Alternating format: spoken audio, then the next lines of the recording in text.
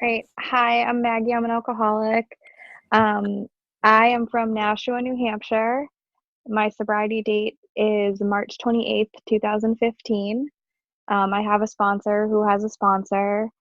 Right now, the closest thing I have to a home group is Tuesday Night Traditions in Nashua, New Hampshire. We meet from 6:30 to 7:30 at the Church of the Good Shepherd.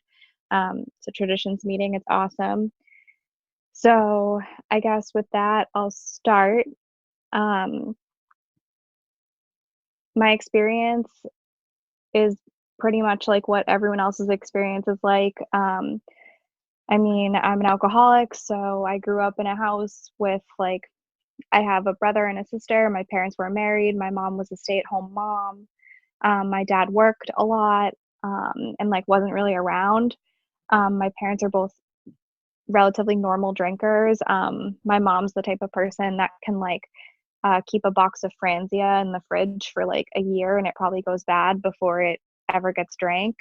And for me, like growing up, um, I didn't really know what like alcoholism was. I grew up, New Hampshire is pretty sheltered. And like I grew up in a place where like bad things didn't happen. So um, I suffered from the disease of alcoholism, I think, before I ever put any sort of anything into my body. From like a young age, I like strove for perfection. My sister and I are 22 months apart, and like she's younger than me and smarter than me, and like so many other things. And it was always like a competition between us. And like I thought I was doing okay because I was more social than she was, and like I had more friends, and that's how I valued myself was like based on other people's opinions of me.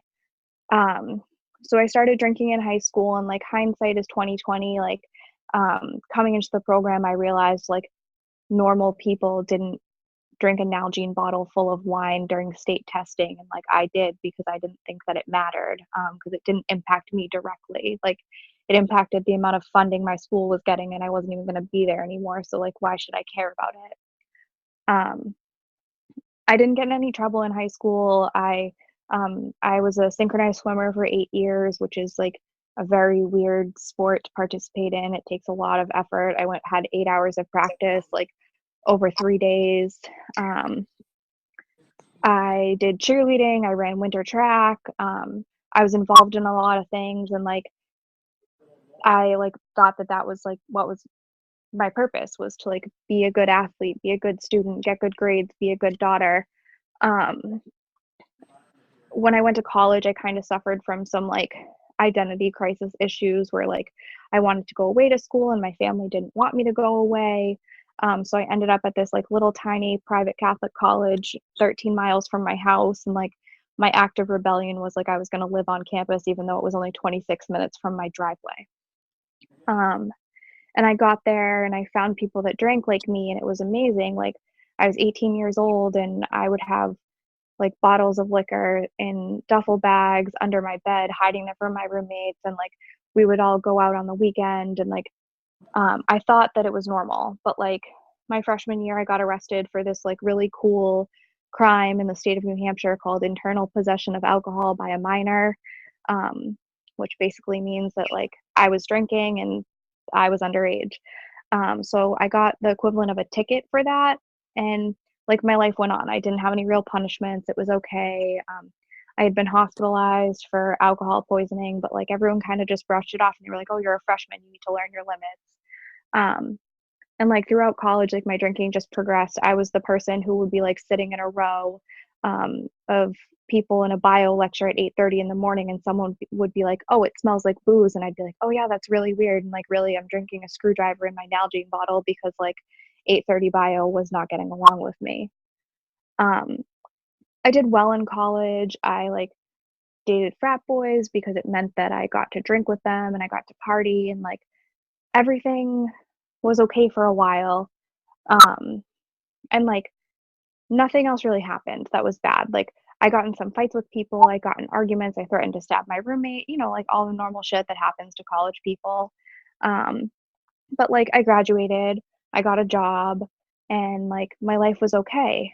Um, but then I like started getting arrested for different things. So like Um, I have 3, well, technically 2 DUI convictions. One of them, like, I paid a really good amount of money for that to get dropped, but, um, I didn't really, like, have any regard for anyone else. I was working in treatment for girls 18 to 25 with drug and alcohol use disorders. I was, like, a tech at this, like, residential treatment center, and, like, I was a girl 18 to 25 who was definitely an alcoholic and an addict, and, like, I was showing up at work drunk all the time and, like, throwing up in bathrooms and telling my clients that, like, "Oh, I'm just allergic to, like, this food or that food," like, "Oh, I'm just sick," but, like, everyone knew that there was something wrong. Um, and while I worked when I first got a job there, I had already had 1 DUI, and then I got a second DUI while I was working there, and the woman that I worked for was, like, a beautiful woman, and she let me, like, keep my job and work doubles on the weekend, and I didn't have to drive, and, like, it was great. So it just kinda kept, like, showing me the insanity of my life, but I was able to hold it together, and, like, nothing really bad ever happened. Like, my parents got me out of all the trouble that I was in. Um, and, like, fast forward, like, that stopped happening at one point. Like, I got arrested for the 3rd time for drinking and driving. I ended up in a state hospital in Massachusetts, sectioned, um, like, on a psych ward, like, in a dual diagnosis detox, and, like, a woman who was, like, very close to my family came to see me there, and she 12-stepped me, and, like, basically, at that point, like, I didn't wanna get sober, but I didn't wanna die. Um, but I didn't wanna live either. So, like, I was like, "I guess I'll give AA a try." Um, I went to meetings while I was there, and then I got out, and the woman who 12-stepped me brought me to my first young people's meeting in AA, and, like, I met a woman there who soon became my sponsor, like, and I could have sworn, and I've heard this before, so, like, I know it's not unique to me, but I could have sworn that, like, the woman who 12-stepped me paid this lady to say whatever she was saying when she was sharing because she shared my story. Like, she was batshit crazy, she was insane, all of this stuff, and, like, before me was, like, this beautiful woman who was 27 years old and had her life put together, and I was like, "I don't really believe in AA, but, like, if this is what helped you, like, I'll do it." Um, so that woman started taking me through the steps. I did the steps in Big Book Step Study. I went to meetings where I wasn't allowed to speak, because I hadn't been through the steps. I learned a lot of discipline. I definitely rebelled a lot and, like, acted out on some behaviors, like, in my sobriety that, like, a lot of people do in early sobriety, and, like, I can't change that. It was, like, my process, and it was how I learned, but, like, um, I worked with this woman for, through my first year of sobriety. I celebrated a year, and, like, I was still in the middle of the 4th step. We did, like, 1, 2, and 3. It was really moving, and, like, I'm sure, like, I mean, my first time through it, it was moving, but it wasn't anything like the second time I did it, so, like, I'd rather talk about that. Um, when I had 16 months of sobriety, I watched some of my other friends celebrate a year, and, like, they were happy and through the steps, and, like, I was just miserable, and I still wanted to die, and I didn't know what to do at all. Um, and, like, I felt God pull me to, like, call this other woman that I knew in Alcoholics Anonymous. I knew her by name, I knew her by face, but I didn't, like, actually have any sort of relationship with her. And, like, my boyfriend at the time, like, she, worked at the sober house he lived at, so I was like, "Oh, I wanna call her," and he was like, "Oh, here's her number," and I was like, "Oh, shit, I meant, like, tomorrow," and he was like, "No, go do it now." And so I called her that night, and, like, I don't know what came over me, but I started crying, and I told her, I was like, "Listen, like, I have 16 months, and, like, I don't feel better, I just wanna die, like, I don't know what to do." And she asked me to go to coffee with her the next day, and, like, she said, "Bring your, step work with you." So I met her at this little coffee shop in our town that's, like, a pretty, like, hipster place and everything, and, like, I showed up with 2 5-subject notebooks, and I put them down on the table, and she, like, looked at me and looked at the notebooks and looked at me again and was like, "No wonder you feel like shit, how much of this stuff is real?" And that was, like, a slap in the face for me, and I kind of had to take a step back and look, and, like, reflection has taught me that, like, I wanna be the best at everything. So, like, I wanted to be the best alcoholic that there was, and I was writing resentments because I thought that other people would think that I should have, like, this many resentments, or if I didn't have this many notebooks full, I wasn't good enough and I was gonna relapse, and, like, relapse is one of my biggest fears. I have never relapsed since I, like, worked a program of Alcoholics Anonymous, and, like, that's a blessing, and I know I'm not, like, immune to it, and I know that if I don't work vigilantly every day, it's an option that, like, is still on the table for me. But I ended up switching sponsors and I finished the step work with this new woman. Um, and like while I did that, I still acted out and I still had a lot of things that happened. And like I'm not even gonna lie, I got married um, before I finished my steps. I had dated a man for 3 months to the, no 4 months to the day when we got married. So like um, that was still me like being impulsive and wanting things and wanting them now. And anytime now I think like that if I don't need to tell my sponsor something and I just need to apologize to her later, I like reflect on my marriage and I'm like I should probably tell her this because um that was something that was really hard for me. So like um I think where I've grown the most is like has been in my sobriety and like since I finished the steps. So I finished the steps with that woman. I was married and like I got pregnant and I didn't want a baby. My husband wanted a baby and like he was so happy and like I was scared. And I went to my sponsor and like it just so happened she was pregnant at the same time. So like and it was her second child and like her first kid and like real sobriety. She had 5 years and she walked me through everything. And like I was I was ready to be a mom. Like I got to the point where like I accepted that I was having a baby and I was ready and I was excited. And I was 16 weeks pregnant and I went to a doctor's appointment and they told me that I wasn't measuring um like I wasn't growing enough for like my gestational period. So they sent me for what they call like a viability ultrasound. And I found out that I lost my first child then. Um and like that was my first time experiencing any real heartache in sobriety. Like people died and like other things happened, but this was the first time that like I had actually like been put in a situation where like something was so horrible and like I wanted to drink, but like I talked with my sponsor and like I don't know who it was because it wasn't me, but like I like had this overwhelming thought that came over me that was just like a bottle of Moscato would be really nice today, but like I'm not gonna wake up pregnant again tomorrow. Like my child is gone, so like I have to work through this and like um and I did that. I didn't grieve properly by any means. And like I'm an alcoholic, so I wanted what I wanted and I decided I really wanted to be a mom and I really wanted a baby. So like before the doctors even told me I was allowed to try to have another kid, I was pregnant again. I think I was not pregnant for a total of about 3 weeks. And I remember I was working in the emergency room and I was like feeling faint and I was feeling dizzy and I was feeling all these things and I was like, I can't possibly be pregnant again. Like it's only been 6 weeks. Like I haven't gotten my period yet. So there's no way like that I could be pregnant. One of the girls I work with was like, you can either take a pregnancy test now or like I'm gonna go and buy you one and you're gonna take it in 5 minutes. Like those are your options. So I took another pregnancy test and like I was pregnant again. Um, and that was, like, the most overjoying feeling that I've ever had, and that was because I didn't grieve, right? So, like, I was replacing these, like, negative feelings and emotions of, like, loss and sorrow and, like, that I wasn't ever gonna be able to be a mom and that there was something wrong with me, and then I, like, fixed that by, like, getting pregnant again. Um, but, like, to continue with that, like, God had another plan for me, and, like, this is where, like, I have come to the realization, and how I see it, I guess, is, like, I believe in a self-correcting universe. So that's my understanding of a higher power. I use the word God because it's easier for me, but like I don't believe in like any particular deity. I think like there's like forces and karma and these things that just like work together and like I believe in something, but I don't know what it is and I'm okay with that today.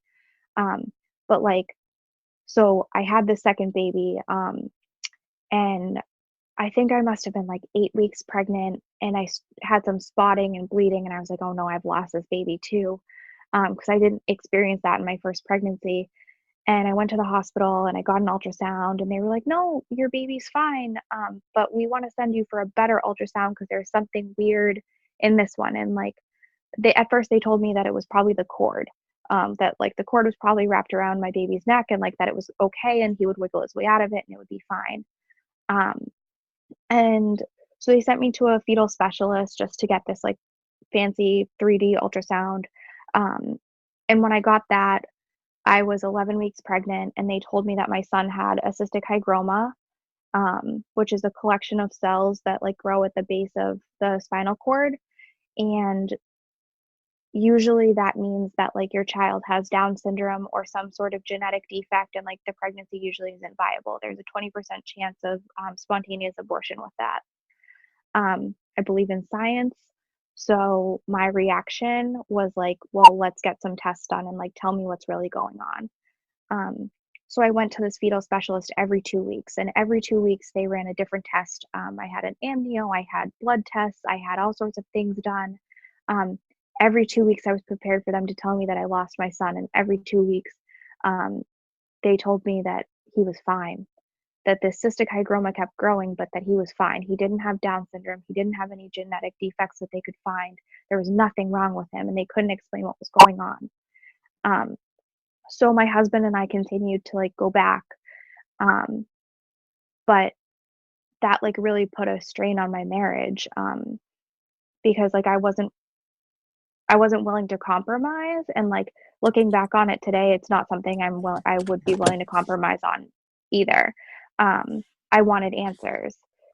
So, on my birthday is like May 12th. It's the weekend of Mother's Day. I spent Mother's Day taking care of my nieces, pregnant with a sick baby, alone. My husband was working, or like so I thought. And like I was just really sad, because I had like a lot of emotions, a lot of fear around what was going to happen. I went to my final appointment with the fetal specialist the following Monday, and they said, "We're going to send you to the fetal cardiologist now because this is what we think is going on." Um, that was a Monday, and then that Friday, actually, I was going to a therapy appointment to discuss with my therapist, like, my options of termination and how I was gonna handle it and everything. Um, and, like, I had already dealt with some stuff in sobriety. I lost one child, I'm carrying a sick child, and that Friday, my husband, who, like, was a recovering heroin addict at the time, like, um, he left. Um, I couldn't find him.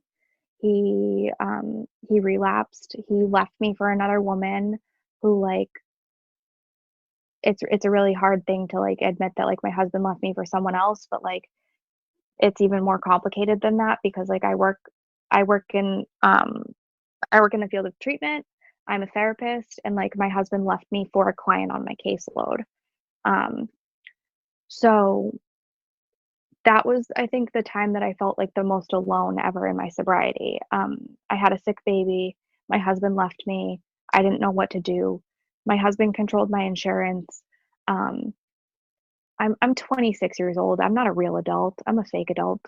I still call my mom and ask her how to wash things. My dad still pays my car insurance because I don't know what that means.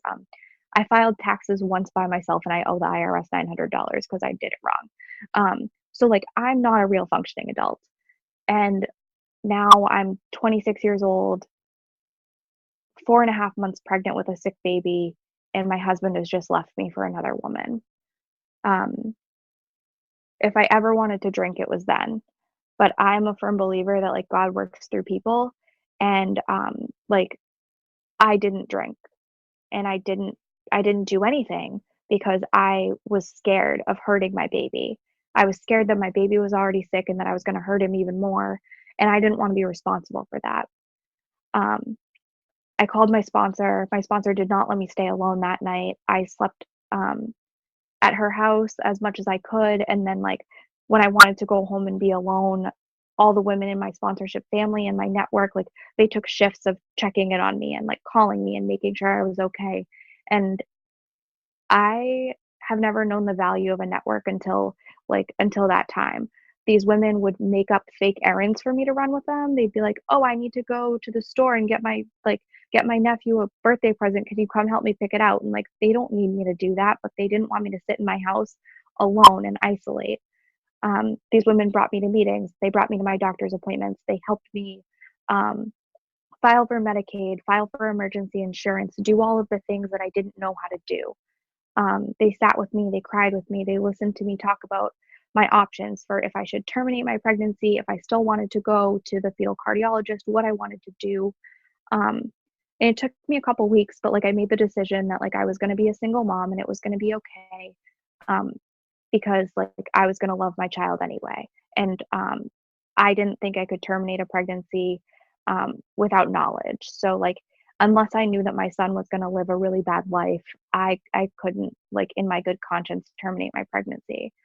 Um, and so on June 6th of 2017, I went to the doctors again to get some tests run because like my husband had admittedly been with one other woman, but I didn't know if he had been with others or if his affair had like happened while we were still intimate or anything like that. Um, and I wanted to make sure that my son was going to be safe and that like when it was time for me to give birth, that everything was going to be okay. Um, and that day, I asked the midwife if she could um, find my son's heartbeat because my placenta was on top and I still hadn't felt him kick or move. I think I'd felt him move once, but it was a very weird feeling and like I didn't know what it was. Um, and like she couldn't find the heartbeat.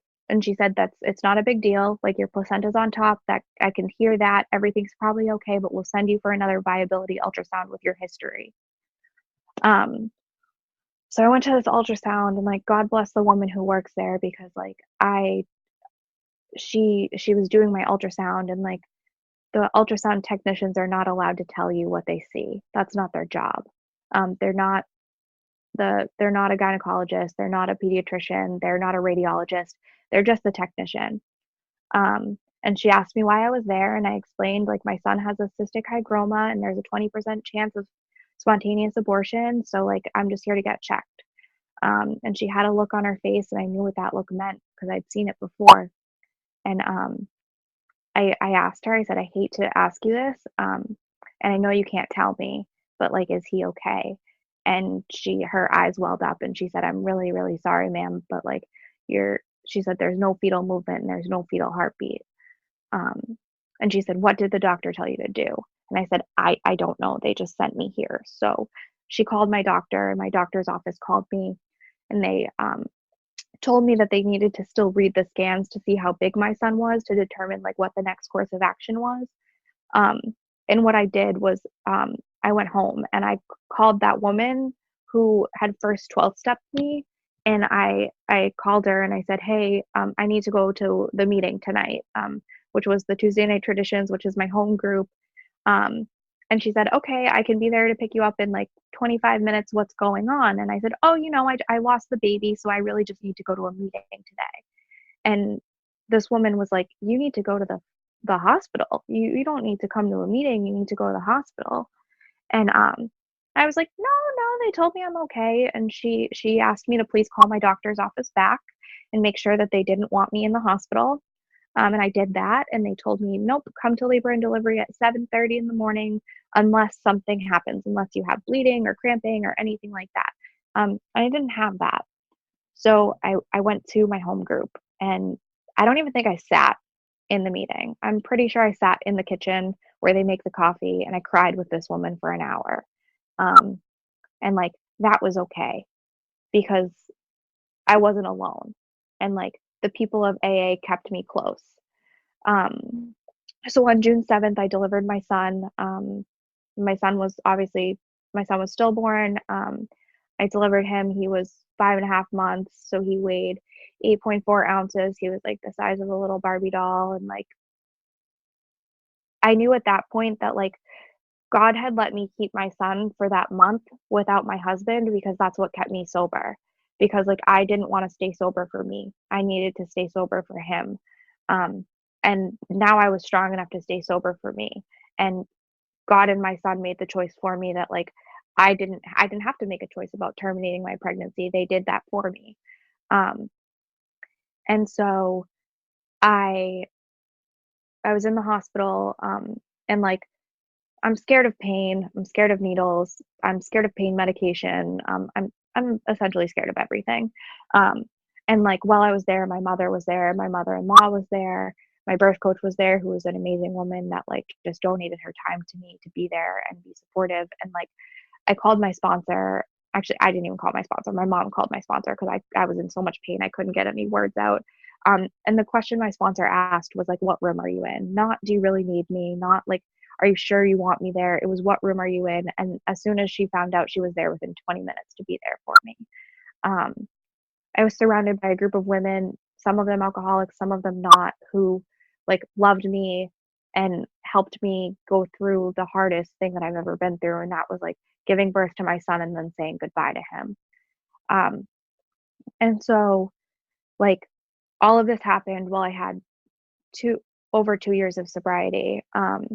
And after that, like I was very resentful. I was angry at God, at myself, at my husband. And like my sponsor told me to like she knows how I am, so she told me not to write about it yet. And we took some time and she let me feel my feelings and grieve and like not act rashly for a while. And then like the time came and it was almost my wedding anniversary and my husband still we're still not together. So like um I wrote another fourth step. And this is where, like, my most magical experiences in sobriety happened was, like, when I wrote this 4th step, my sponsor had like, a sponsorship weekend, and we went camping, and by camping, I mean, it was a bunch of girls, so we rented a cabin, and, like, we still had electricity and got to eat and, like, drive golf carts around and just, it was a girls' weekend. And I wrote my 4th step and, like, I broke down my resentments, and I wrote a notebook full of resentments towards my husband, the woman he cheated on me with, myself, God, other pregnant people who I now hated because I hate all pregnant people because I'm jealous of them, all of these things, right? I wrote it and, like, I'm a black gel pen writer for 4th step because like, I need to see it in bold, and I need to see my words, and I need to see, like, the dishonesties and, like, the lies that live in there, um, and it was time for me to read my 4th step, so me and my sponsor went out to the fire, and it was raining, um, and so I'm reading my 4th step to her, and because I wrote it in gel pen, it's raining, and as I'm reading it, all of the words are, like, melting off the page, and, like, that was so spiritual and so moving for me because I read it and then they were gone. Like, God lifted this weight from me, and, there was no thunder, there was no lightning.